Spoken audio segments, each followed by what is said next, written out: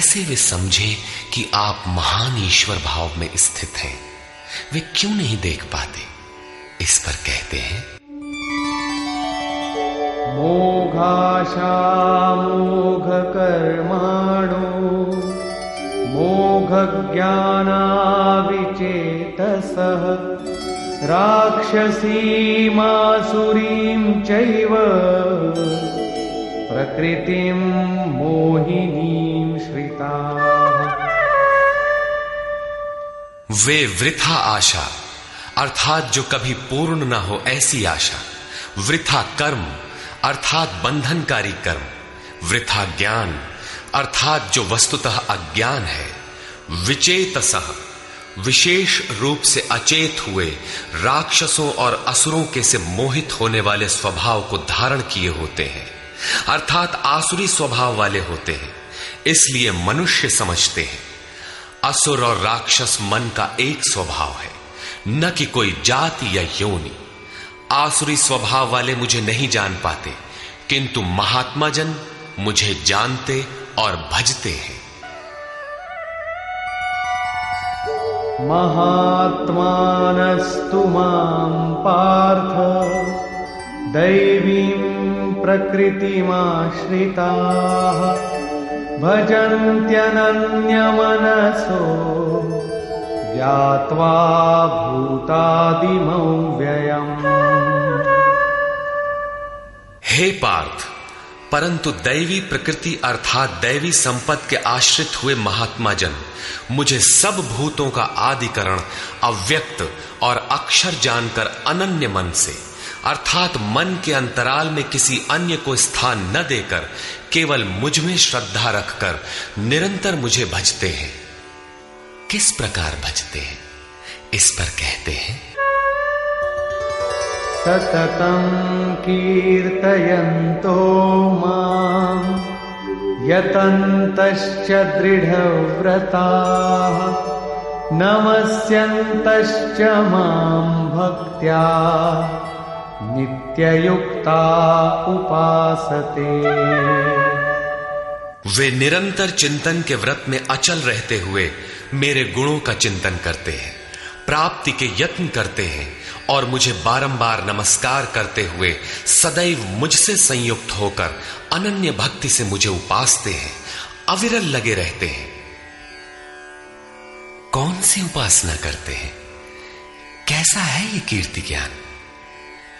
कोई दूसरी उपासना नहीं, वरन वही यज्ञ जिसे विस्तार से बता आए हैं, उसी आराधना को यहां संक्षेप में योगेश्वर श्री कृष्ण दोहरा रहे हैं।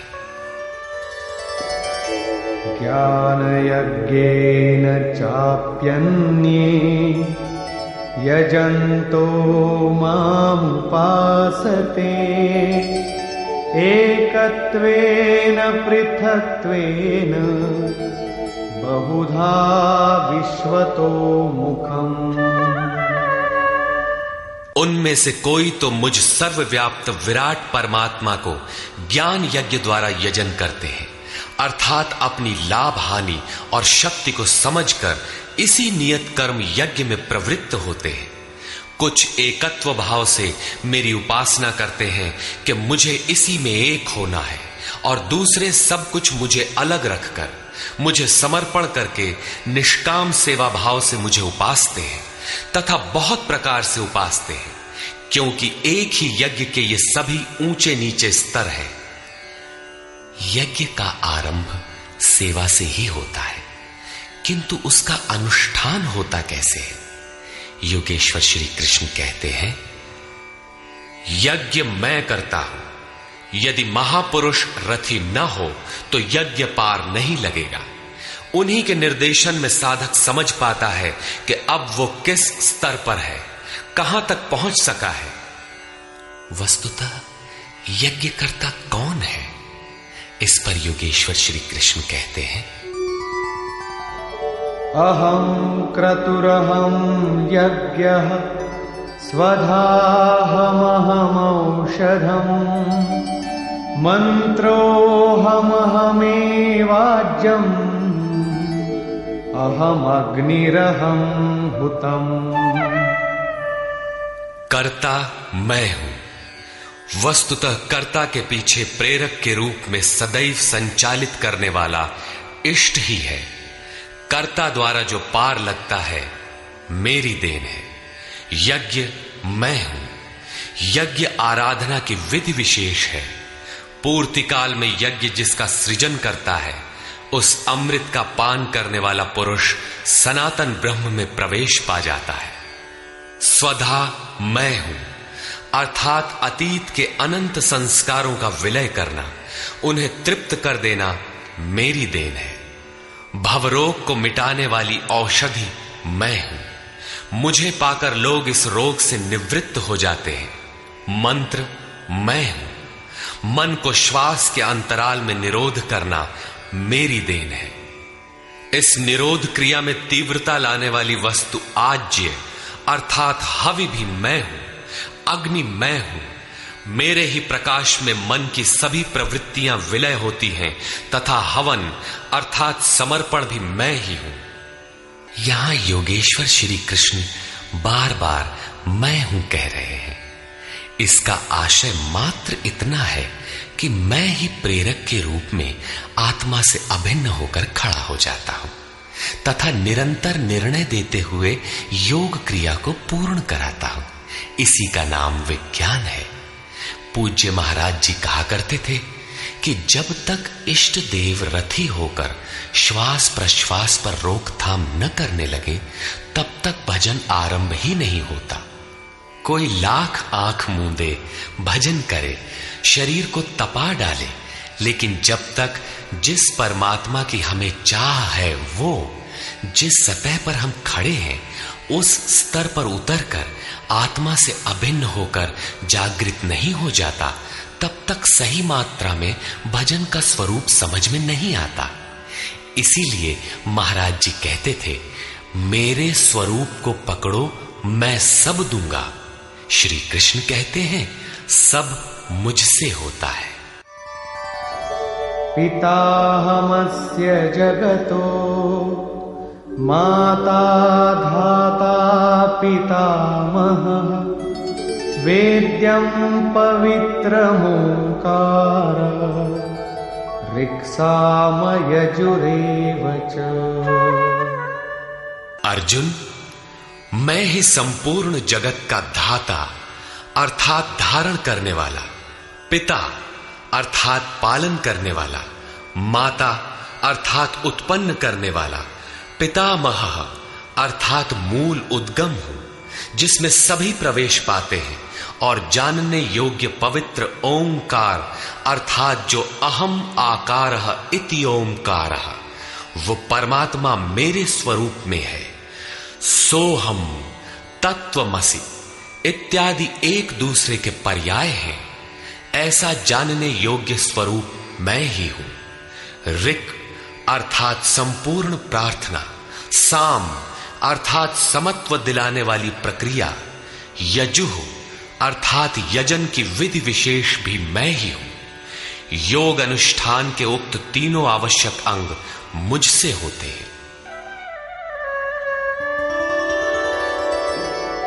गतिर्भर्ता प्रभु साक्षी निवास शरणं सुहृत् प्रभवः प्रलय स्थानं निधानं बीजमव्ययम्।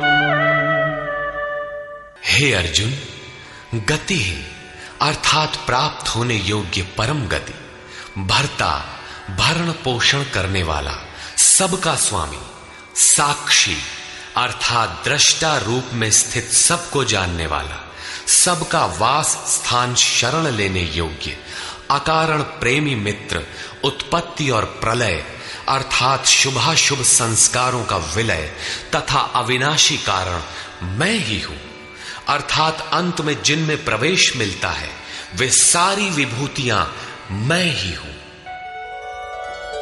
तपाम्यहमहं वर्षं निगृह्णाम्युत्सृजामि च अमृतं चैव मृत्युश्च सदसच्चाहमर्जुन। मैं सूर्य रूप से तपता हूं, वर्षा को आकर्षित करता हूं, मृत्यु से परे अमृतत्व तथा मृत्यु, सत और असत सब कुछ मैं ही हूं। अर्थात जो परम प्रकाश प्रदान करता है वो सूर्य मैं ही हूं। कभी कभी भजने वाले मुझे असत भी मान बैठते हैं, वे मृत्यु को प्राप्त होते हैं। इस प्रकार कहते हैं, त्रैविद्या मां सोमपाः पूतपापाः यज्ञैरिष्ट्वा स्वर्गतिं प्रार्थयन्ते।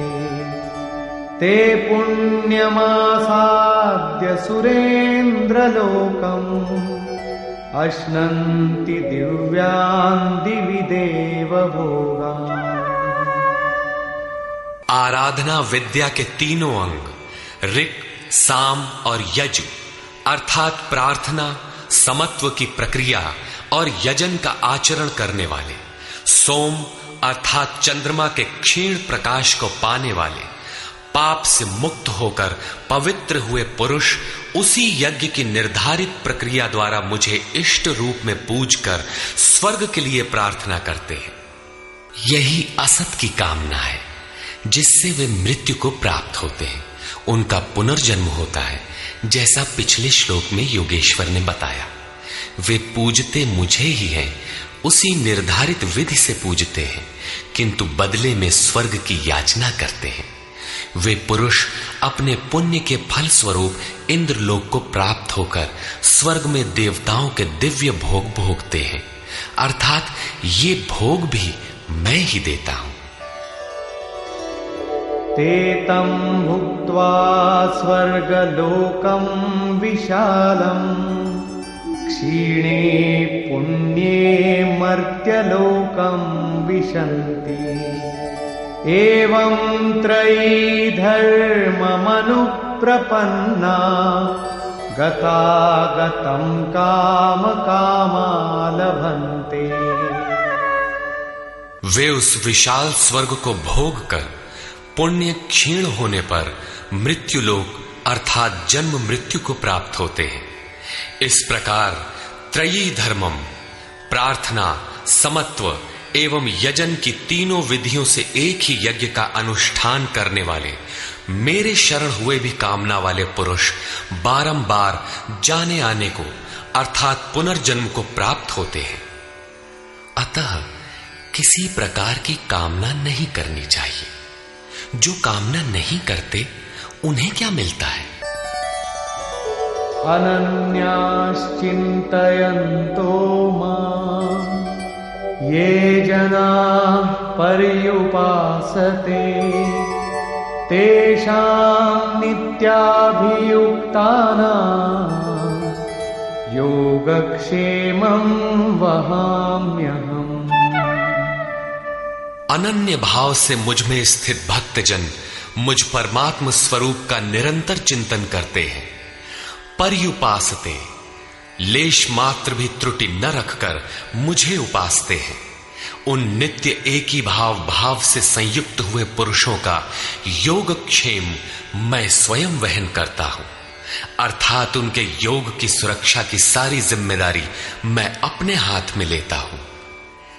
इतना होने पर भी लोग अन्य देवताओं को भजते हैं। येऽप्यन्य देवता भक्ता यजन्ते श्रद्धयान्विताः तेऽपि मामेव कौन्तेय यजन्त्य विधिपूर्वकम्। कौन्तेय, श्रद्धा से युक्त हुए जो भक्त दूसरे दूसरे देवताओं को पूजते हैं वे भी मुझे ही पूजते हैं।